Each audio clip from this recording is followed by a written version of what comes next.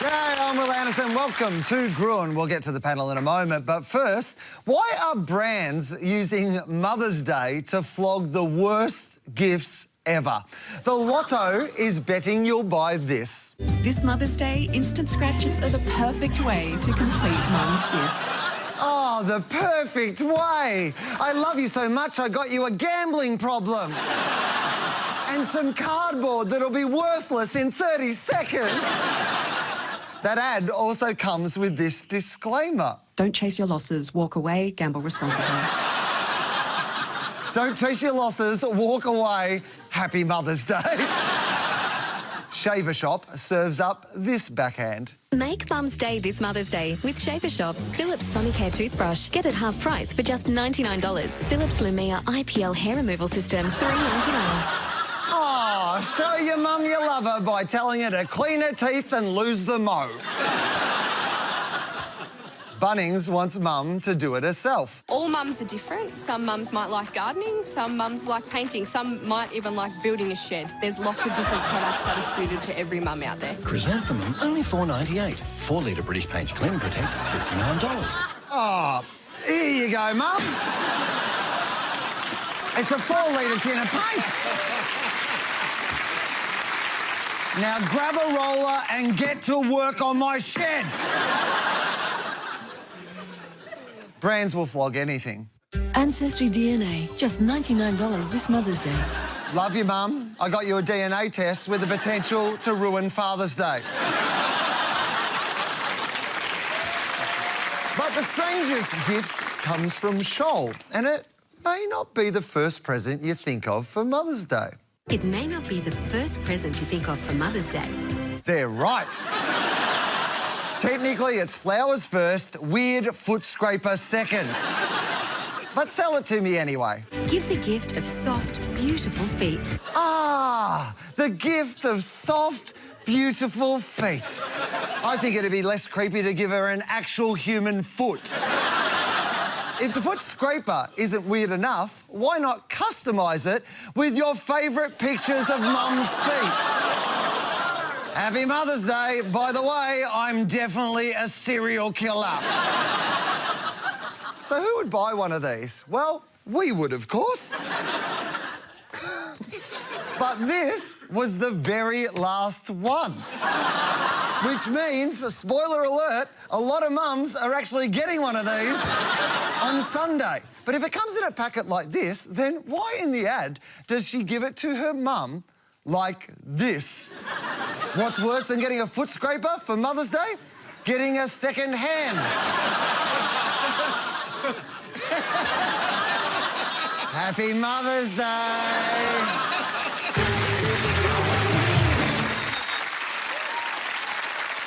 Time to welcome our panel, Todd Sampson, and from PwC, Russell Howcroft. Joining them from One Green Bean, Claire Salvetti, and from TBWA, Kimberly Wells. Welcome.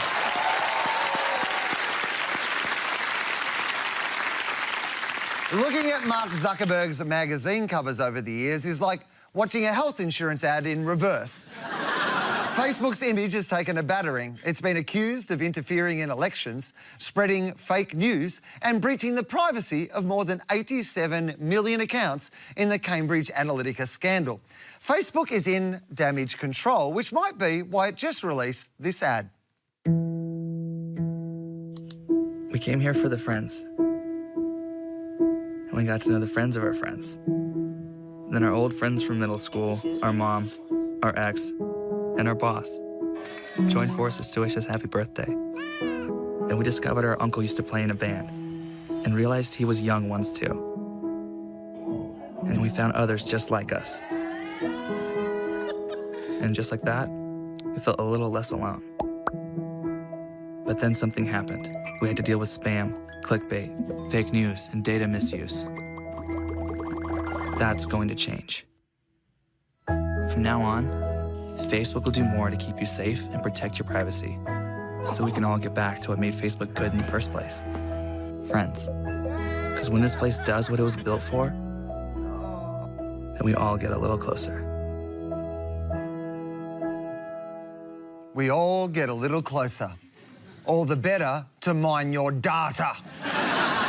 Cambridge Analytica is this story's Voldemort, this scandal which cannot be named. The ad refers to it obliquely. But then something happened. We had to deal with spam, clickbait, fake news, and data misuse. Something happened.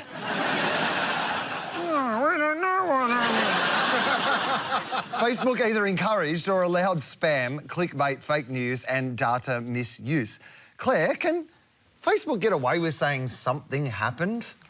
No, I don't think they can. So when Facebook talk about it like something happened to them, it's essentially implying that they're a victim of this consequence. And what they really should have done is owned up to it and gone, here is what's happened transparently, because transparency drives authenticity, and authenticity is what you need if you want people to trust you. I think that ad is actually, I think it's saying that, yeah, this stuff's been going on, but what it's really trying to do is go right back to the core of Facebook. So, of course, the brand is about connection, and it's about the relationship that people have with each other.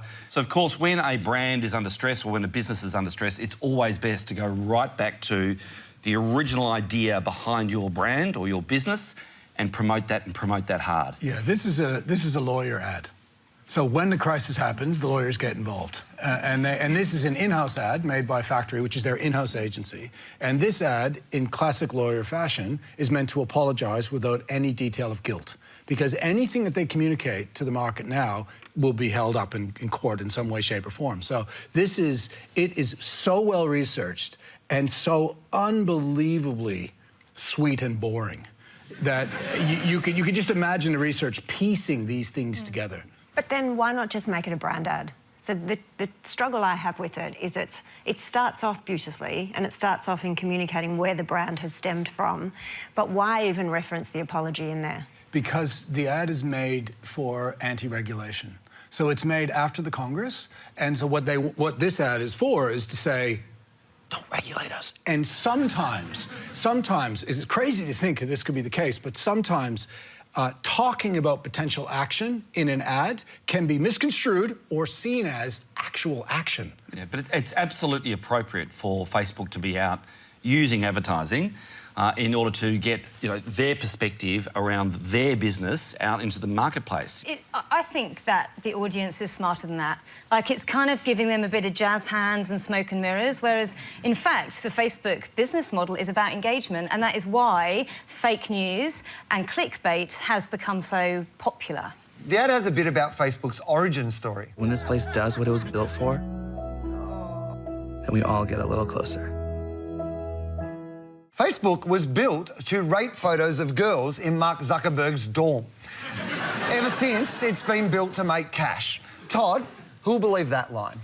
Nostalgia is very, very powerful in advertising, namely because when we recall the past, we recall it being better than it actually was. And so they want us to recall, using all those old images, they want us to recall the past of what Facebook was when you originally joined. But the problem is it highlights the main concern, which is it's not about what Facebook was. This crisis is about what Facebook is. Facebook has had the biggest impact on advertising than anything in its past, including television. It's turned advertising from being like a pretty powerful shotgun to an unbelievably powerful automatic sniper weapon with endless bullets. 80% of all advertising dollars in Australia, new advertising dollars in Australia today, go to Facebook or Google. And if we have 2 billion people with a television set in their pocket with one network on that television set, that network is Facebook, no regulation, and that network knows you better than your mother. It is the ultimate advertising machine. There's never been something, that's what it's built for. Not to connect us, to make shed loads of money. If they need somewhere to keep their money, their mum could knock up a shed for them. It's a pop down to Bunnings. It is an incredible advertising machine, of course it is. But it is really important that they, via this advertising and also just within the corporation, they are recognising what made them so successful. I think they recognise that they will decline if they don't make sure that they remain true to the core idea. And that's what people want Facebook to be. You know, we've had, most of us have had a decade-long relationship with Facebook, which is longer than a lot of our friends. And so I do believe that people watch that and think, that's what I bought into in the first place. And they're still struggling to see what it is now versus what it was then. But there was always a question. Like, even from the beginning, this whole notion you get nothing for free. There was always a question in people's minds like, well, why do we get all of this and we don't have to pay anything? And their whole strategy of ubiquity first, revenue later was so clever. Because once they glued in 2 billion people, then they convert the revenue. And by then, you were so locked into a network. With the network effect, there's not much you can do. There is no way right now that you can stop Facebook from using your data. It's impossible. And there's no way advertisers and marketers in any country, in any Western country in the world, could not use Facebook. It's not possible anymore. You can't stop them from using it, but increasingly we are seeing less and less people wanting to be on the platform. Like, the frequency of interaction now to what it was even 5 years ago is starting to decline. So consumers have woken up to understand that they're being fed into the machine. And the space with which it was originally intended, you would go on and you would see what was going on in your friends' lives and you would watch through your newsfeed. That's all it was. And now it's newsfeed, shoes. Friends, shoes. Friends, car. You know, you're constantly being served all of these sponsored ads. And just like we've got banner blindness on websites, increasingly people are not wanting that sort of content fed through to them. I think the only way to escape it is we will have to pay them not to use our data. There's a couple of people in the audience just got very nervous. Mark Zuckerberg was 19 when he launched Facebook in 2004. Back then, he was celebrated as a tech whiz kid. Every single day, as many as 500,000 people join Facebook. The founder and CEO, Mark Zuckerberg, is sitting right next to me. You get a privacy breach, and you get a privacy breach. Back then, young Zuck could say and wear whatever he wanted. What people do when they're on the site is a few things. One is, as you said, look people up and just find information about people, which is actually a pretty decent resource to find stuff because people feel comfortable sharing. See, I told you Facebook has always been about harvesting data. Can we just have a closer look at his T-shirt? My mum thinks I'm cool. And I know what you can get her for Mother's Day.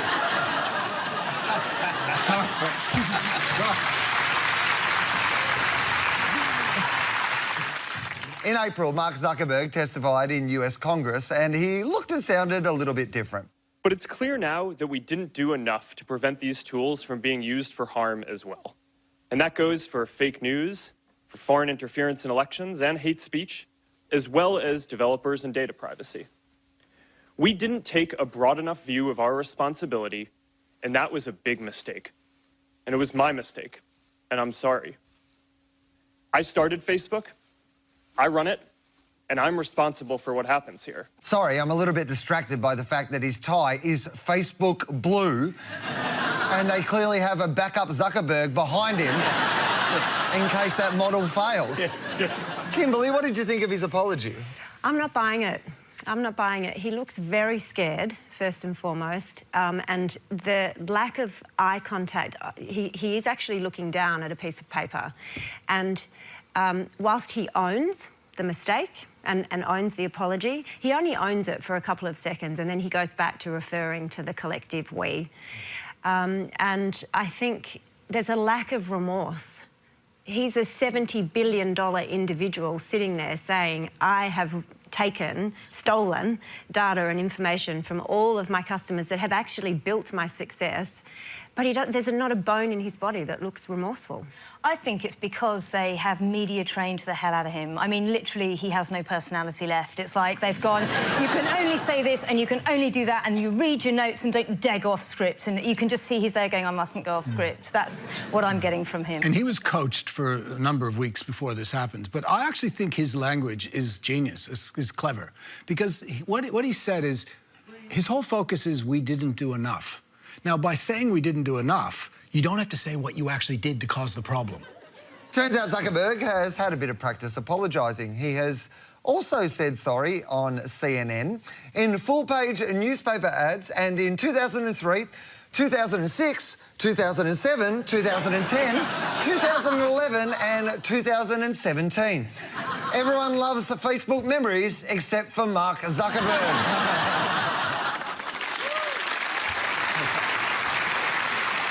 Claire, would he currently have a team preparing for apology number 11? Oh, there's some people probably behind the scenes working out what the next mistake's going to be. But I think that's realistic, you know. If you are going to create a product that changes the world like Facebook, and then it evolves so quickly that it's ahead of legislation and it's often ahead of the very people that invented it in the first place, you're going to make mistakes and you're going to have to apologise. But ultimately, this is how the world evolves. And so as long as you're constantly learning and being willing and able to apologise, then you know, that's the way forward, I think. It's interesting, Will. The market liked the apology. So when he was in Congress that day, 4.5% increase in the share price, 26 billion added to the valuation of Facebook. It's back to pre-Cambridge Analytica valuations. So, you know what? This business is quite incredible. It is changing the world. The way the whole world is wired, it's not just, of course, about Facebook. It's also Google and it's Amazon and it's Apple. And as a result, the world is changing and changing dramatically. But he may have made it a lot harder for himself. The major criticism he got from a PR perspective is timing. He knew about it 3 years ago. But more importantly, when it was announced, he waited 7 days, didn't say anything, went quiet, went underground, which is a big no-no generally. $50 billion wiped off in 7 days because he hid. Now, it'll all bounce back, but his timing wasn't great. Yeah, I don't know. I think that this idea that you've got to be quick, you know, so the PR advice, we've got to get out there, we've got to hit this on the head. Maybe it's different in this case. I don't think there's ever an excuse for not saying something. I mean, even if it's a holding statement, that's like classic issues management. You don't just disappear and start panicking behind the scenes. You've got to get out and say something, even if it's kind of a no information saying something. You've got to acknowledge that there is a problem, you're listening and you're working on it. One of the most interesting things about his Congress appearance is that he wasn't wearing his signature grey T-shirt, which is something he's talked about before. Even making small decisions around what you wear or what you eat for breakfast or things like that, they kind of make you tired and consume your energy. And I'm in this really lucky position where I get to wake up every day and help serve more than 1 billion people, right? And I feel like I'm not doing my job if I spend any of my energy on things that are silly or frivolous about my life. It kind of sounds silly to, all right, that's my reason for wearing a grey T-shirt every day. It also is true. It does sound silly. Picking his tie for Congress must have been emotionally crippling. Todd, what's the power of a T-shirt to a personal brand?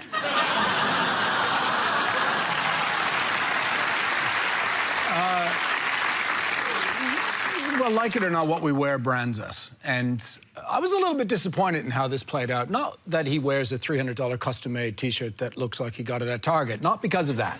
I was disappointed that he didn't show up in Congress with the T-shirt. So he's used a very obvious, well-known technique called mirroring.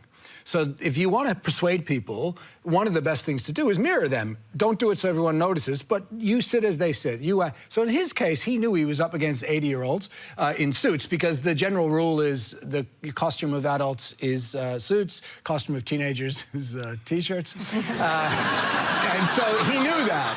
And so It's also the costume of midlife crisis. Yes, fair enough. So I think two things. I think he was, on the one hand, I think there's him mirroring and showing a seriousness of what's going on and where he is. And on the other hand, I think there's a bit of contrition. But you know what? Respect is a really, really important thing in all transactions in life.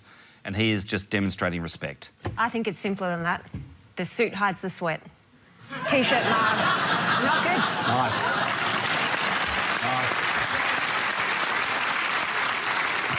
Makes a lot of sense. That's why I wear one for this show. There's a puddle under the desk. Every year, Zuckerberg sets a personal goal. Here's what he did in 2016. Morning, Jarvis. Good morning, Mark. It's Saturday, so you only have 5 meetings. Room temperature is set to a cool 68 degrees. Earlier this year, I started building a simple AI to help run our home. I talked to Jarvis using this app I built. It uses artificial intelligence to understand me and figure out what to do. Max woke up a few minutes ago. I'm entertaining her. All right, let's go check on her. Good morning, Max. Let's practice our Mandarin. Jarvis, your Mandarin is so soothing. Shisha. Mandarin? I thought they'd be learning Russian. And if you're not sure which is the human and which is the robot, just ask the human with these books on his side table. Kimberly, is that an ad for Jarvis or an ad for Mark? Well, your advertising's only ever as good as what you can remember. And after watching that, the two things that I remember is the beautiful voice of Morgan Freeman. And the second thing is the robot. And so where is Jarvis in that? There's no evidence of really even what it is. It's a phone, but then it's a beautiful voice, but then it's a look off camera, almost looking up to the sky. So is Jarvis God, or is it on the phone, or what is this thing? So yes, it's definitely an ad for Mark and Morgan, much more than for Jarvis. I think, weirdly enough, I think they're trying to humanize a human. You know, normally we're humanizing inanimate objects, but in this case, I think they're trying to humanize Mark. It's harder to hate someone that you know. And there is a weird irony in Mark Zuckerberg. Like, he talks about how important privacy is for himself.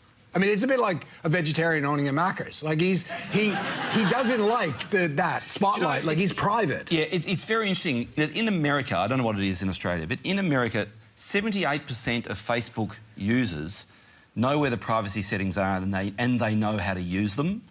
I was very surprised that the number was as big as that. I think the notion of celebrity CEO has come off a lot in recent times because of it dramatically increases your risk profile if something goes wrong. I mean, you look at when Steve Jobs got liver cancer, the headline was Apple got liver cancer.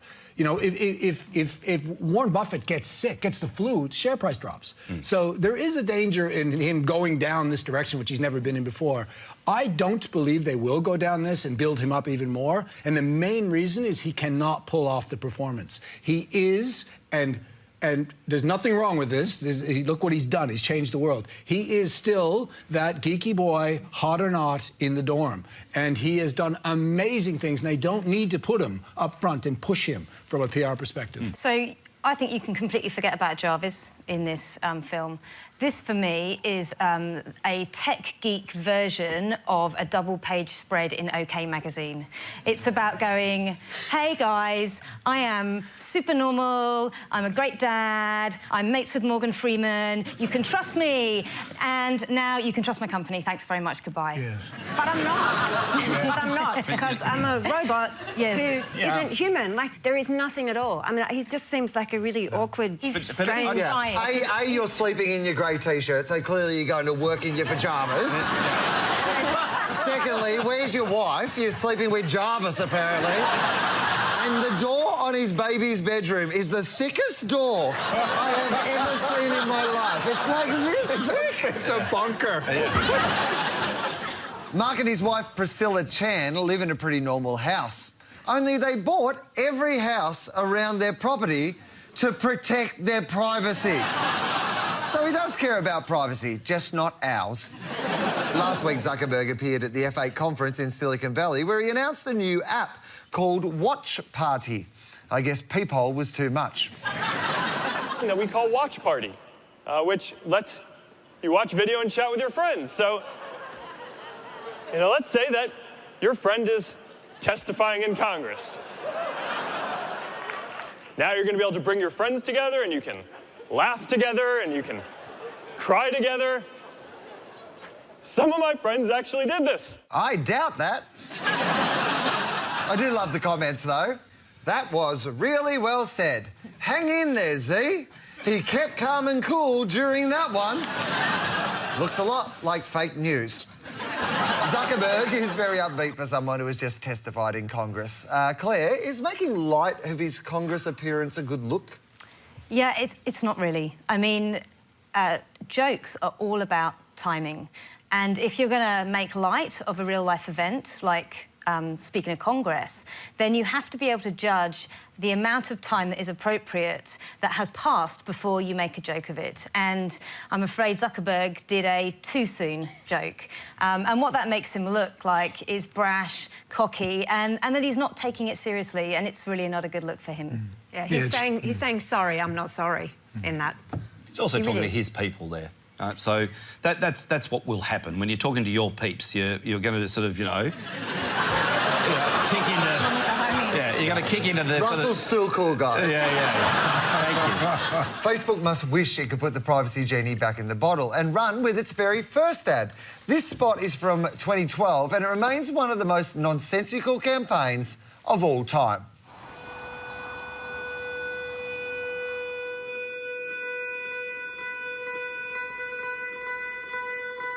Chairs. Chairs are made so that people can sit down and take a break. Anyone can sit on a chair, and if the chair is large enough, they can sit down together and tell jokes, or make up stories, or just listen.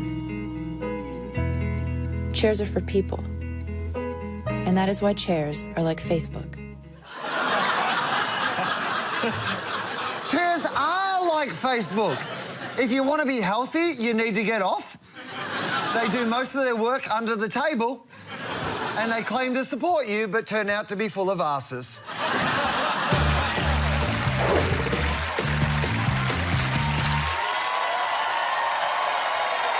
And now, the pitch, our weekly pursuit of the impossible. Facebook may be mining all our data and taking over our lives, but as the old saying goes, if you can't beat them, quit. So tonight we've asked our agencies to convince us it's time to shut down the internet. For good. Can they do it? Please welcome from Poem, Matt Holmes, and from Big Fish, Sheldon Lieberman. Welcome. All right, Matt, where did you click? We created a fun piece of social content to highlight the kind of online behaviour that makes us all want to switch off. Oh, let's have a look.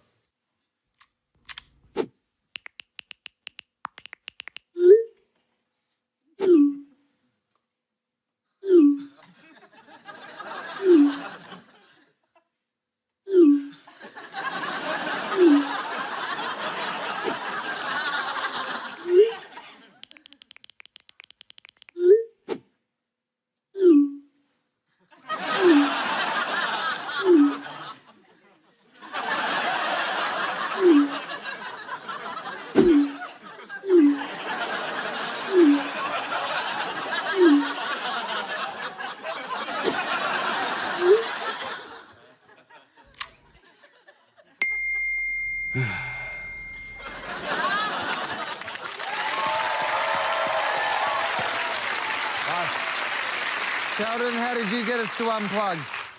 It was a massive brief, but in the end we went for the breakdown of the family unit. Oh, let's have a look. Oh, people, right there. Okay.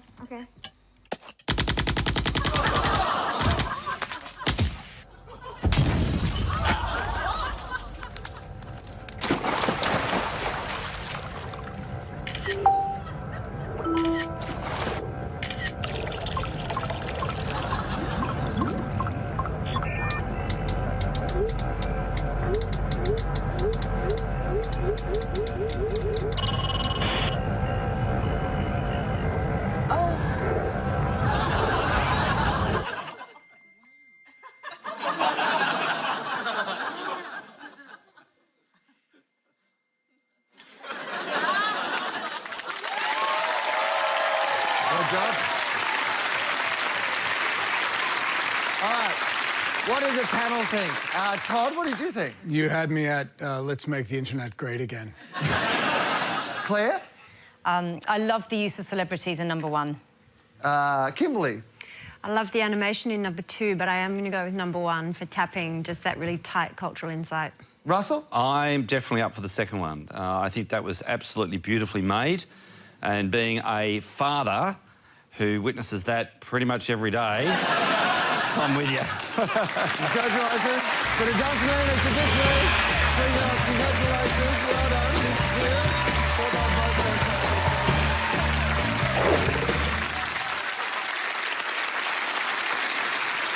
In January, someone threw a movie trailer on the internet. Good day, losers. Yo, where them kangaroos at? Brian Dundee? Yep. Really? What do you mean Dundee's lost in the outback? He is the outback. Nobody talks about Mick like that. Careful with that knife, mate. It's pretty sharp. A knife? How big? What do you mean there's two of them? You ever seen a humpback whale give birth?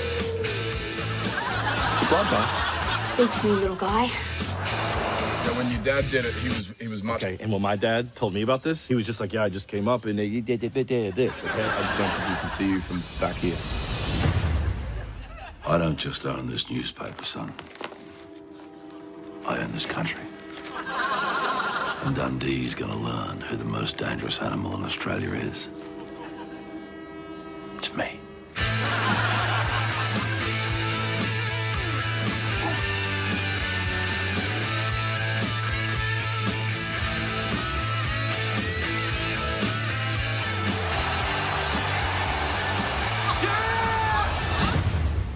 Oh my God, how exciting, a new Dundee movie. Dreams do come true. I'd be so disappointed if a follow-up came out a few weeks later that massively betrayed my excitement.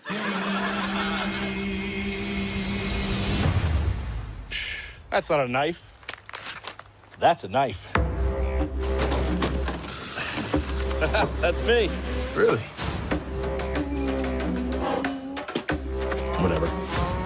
You right there, mate? Just getting a clean shave with my machete. See you next week, Barry. Not a lot of crocs out here, huh? It's just 37,000 miles of pristine beach, mate. Did you know that Australia makes some of the finest wines in the entire world? Okay. Thank you very much. Wait, hold up. This isn't a movie. No. It's a tourism ad for Australia. Yes. Listen, we're the best Crocodile Dundee since Crocodile Dundee. Really? Yes, really. And we had the best trip ever, didn't we? Yeah, it's pretty sweet. Hey, you know, there are some great flight deals to Australia right now. Dude, I get it. It's not a movie, it's a commercial. That ad played at the US Super Bowl to an audience of more than 100 million people. It's the biggest campaign targeting America since Paul Hogan's iconic 1980s shrimp on the Barbie ad. Kimberly, is duping Americans the best way to get them here? I don't think they were duped. I think they were entertained. And that is, you know, above all things, that's what's most important. If you look at the characters that resonate most with Australian culture, Dundee, unequivocally, amongst an American audience, is right up there. So I think it was a really fresh take on tourism advertising, strategically and creatively, absolutely brilliant. And it's when the American consumers, there's a frisson in the air because they're desperately excited about what is going to happen on Super Bowl day. So they'd be consuming this stuff going, hang on, what is all this about? So I'm not so sure that they would have been duped. They celebrated the commercial, they celebrated the teasers. 4 of the top 10 Super Bowl teasers were this campaign, 110 million views online. I mean, it's just the very... I think the word you're looking for is genius. Yeah. The very idea that it's taken us since the mid-80s to actually do something that genuinely resonates with the American audience, that is insane. Yeah. That is dead set insane.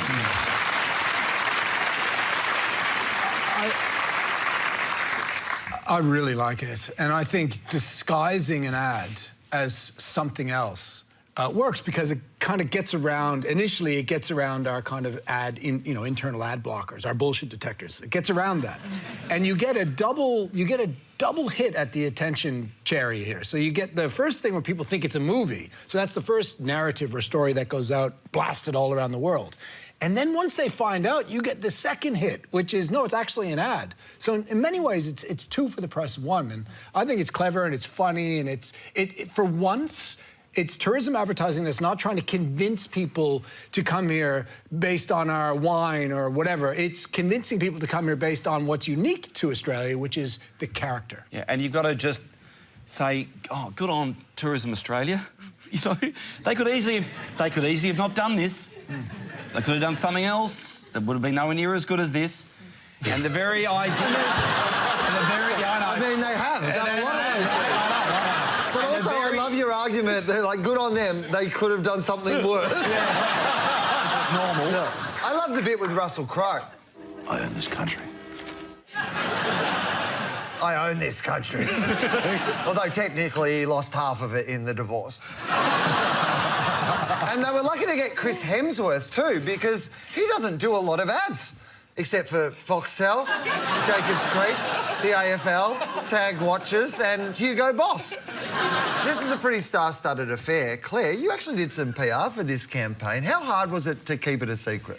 It's difficult when you want to talk about how you've been hanging out with Chris Hemsworth, even if you haven't. And the fact is that there are hundreds of people that would have been involved in making this happen, both here and stateside.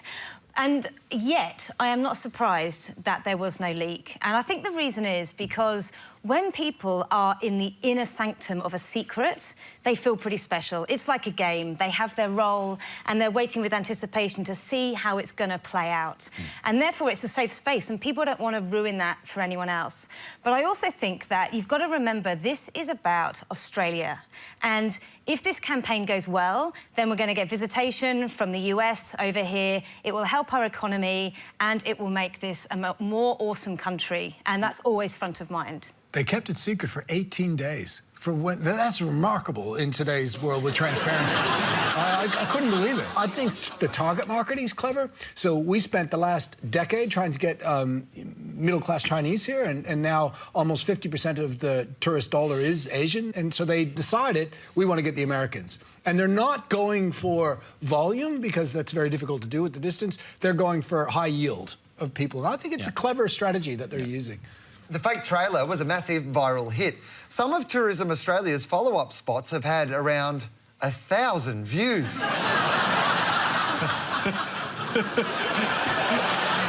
Russell, has Tourism Australia dropped the ball? Well, what we know is that it's working. Yeah, so we know that the campaign worked, and then you hear that there is incoming revenue coming into Australia. So you'd have to say no, they haven't dropped the ball.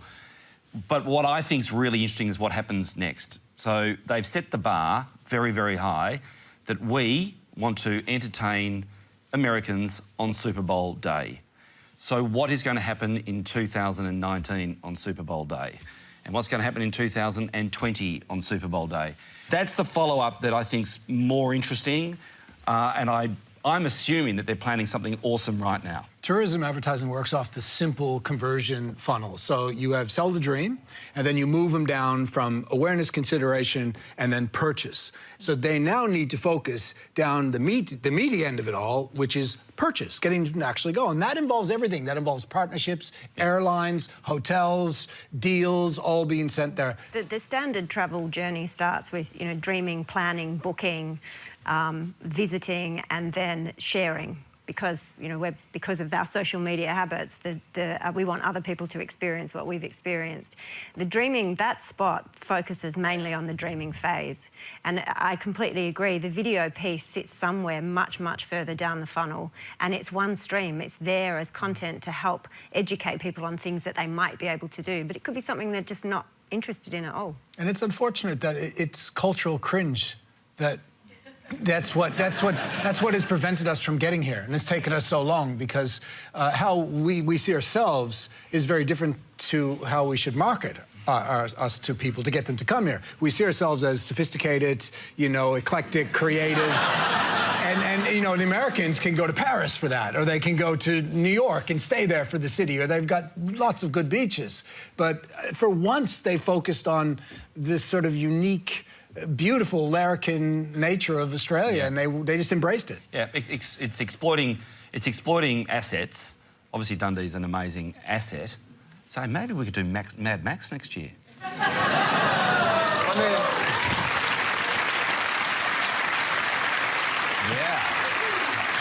mean, I'm not sure that you want to go to the Mad Max version of Australia. Book your post-apocalyptic holiday. Down under. There's so many things to do. Thunderdome. There was one thing missing in the Crocodile Dundee reboot.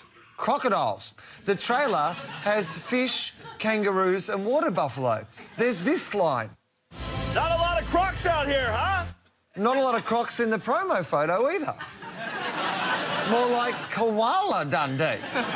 Todd, is Tourism Australia trying to hide who we are? Well, on a global scale, we're either number one or number two idealized destination in the world to travel to. So many people would love to come here, but we are currently roughly 26 in visitation. So number one in terms of ideal, 26 in visitation. There's a number of reasons for that. Two main ones. First one is tyranny of distance. It's just perceived as being, and it is, very far, and 50% of Americans don't have passports. That's one major reason. The second reason, though, And 25% of them don't know there's other countries.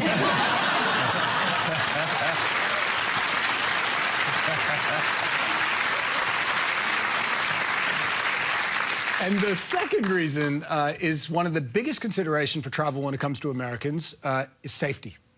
And apparently, they're shit scared of Crocs. Machine guns in schools, no problem. Crocs in Australia, no go. Maybe that should be our next campaign. There's no Crocs anymore. The sharks ate them. Fake trailers may work for brand Australia, but New Zealand is trying a different strategy in its new tourism campaign. An attack ad against us.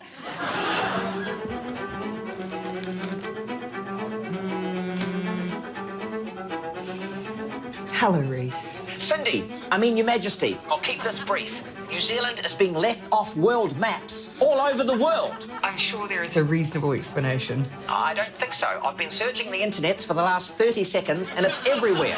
This is a major conspiracy, but I'm going to search it out. I'm going to study it. Leave it with me, my lady.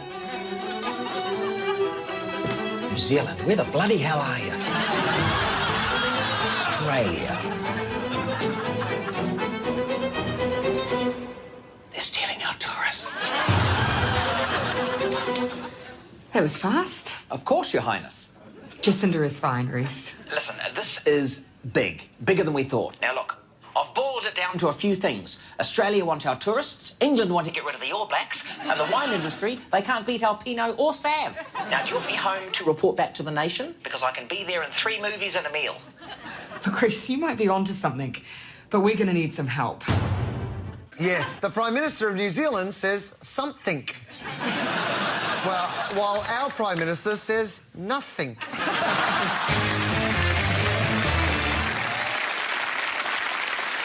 That's just about all for tonight. Please thank our panel, Russell, Kimberly, Claire and Todd. Facebook's big new ad was full of big spin, so tonight we'll leave you with a reimagining that may feel a little less like fake news. We'll see you next week. We came here because we were sick of MySpace, and we added a whole bunch of friends we didn't even know. It ruined our real-life relationships. Then this guy sent us an unsolicited dick pic. And then something happened. We screwed up. Really bad. Like got Donald goddamn Trump elected bad. Now we can't trust anyone. He's a Russian spy. They're all Russian spies. And now the whole thing makes us want to die. But we're stuck. Here. Together.